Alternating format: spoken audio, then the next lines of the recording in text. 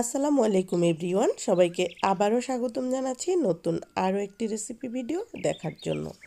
আজকেও রমজানের স্পেশাল ভীষণ মজাদার একটি ইফতার রেসিপি শেয়ার করছি। আমি সবসময় চেষ্টা করি হাতের কাছে থাকা সাধারণ উপকরণগুলো দিয়ে ভীষণ মজাদার এবং মুখরোচক রেসিপি শেয়ার করার জন্য। আশা করছি আজকের রেসিপিটিও তার ব্যতিক্রম হবে না। আজকে আলু, ডিম এবং পাউরুটি দিয়ে ভীষণ মজাদার একটি রেসিপি শেয়ার করছি।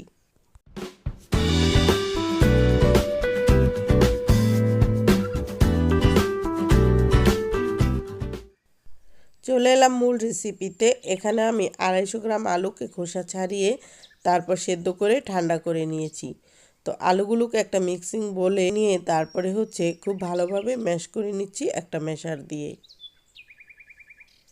তো আলুর তৈরি যে কোনো নাস্তা কিন্তু ভীষণ মজাদার হয় আর ঝটপটও বটে। হয়ে গিয়েছে আলুগুলো ম্যাশ করা। এ পর্যায়ে আমি এতে আরও কিছু উপকরণ অ্যাড করছি। 3টা ডিম দিয়ে দিচ্ছি।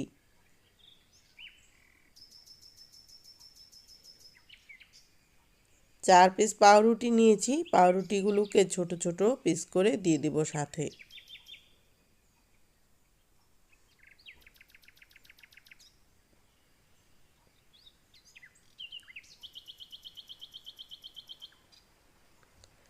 হাফ কাপ পেঁয়াজ কুচি দিয়ে দিলাম। কাঁচামরিচ কুচি দিচ্ছি 1 টেবিল চামচ পরিমাণ। ধনিয়া পাতা কুচি দিলাম 2 টেবিল চামচ। হাফ টেবিল চামচ পরিমাণ লবণ দিয়ে দিলাম। জিরার গুঁড়া দিচ্ছি হাফ টেবিল চামচ। আর ভাজা শুকনো মরিচের গুঁড়া দিয়ে দিচ্ছি 1 টেবিল চামচ। সামান্য একটু হলুদ দিচ্ছি সুন্দর একটা কালারের জন্য।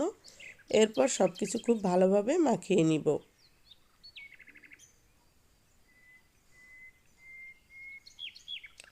মাখিয়ে নেওয়ার পরে মিশ্রণটা একটু পাতলা মনে হচ্ছে। আমি আরও 2 পিস পাউরুটি ব্যবহার করছি। টোটাল 6 পিস পাউরুটি ব্যবহার করছি। এরপর খুব ভালোভাবে মাখিয়ে নিব।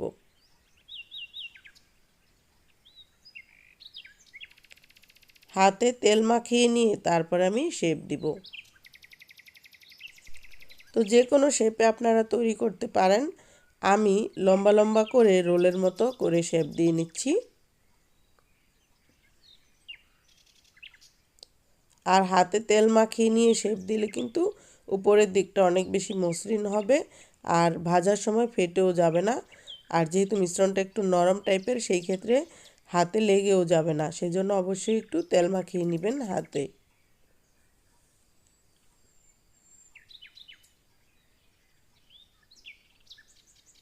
এভাবে করে সবগুলো আমি তৈরি করে নিব। এই যে মাশাআল্লাহ কি সুন্দর হয়েছে দেখতে।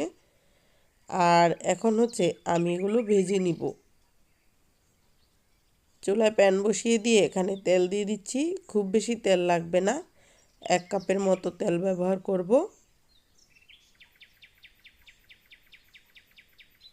তেলটা যখন হালকা গরম হয়ে গিয়েছে সেই পর্যায়ে 1 ভেজ দিয়ে দিচ্ছি।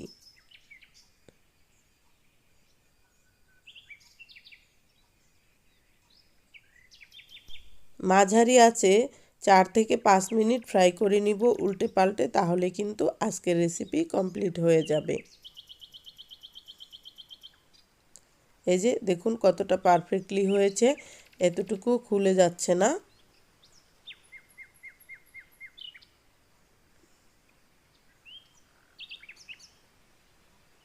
উল্টে পাল্টে ভেজে নিয়ে যখন এরকম সুন্দর একটা কালার চলে এসেছে সেই পর্যায়ে আমি তুলে নিচ্ছি।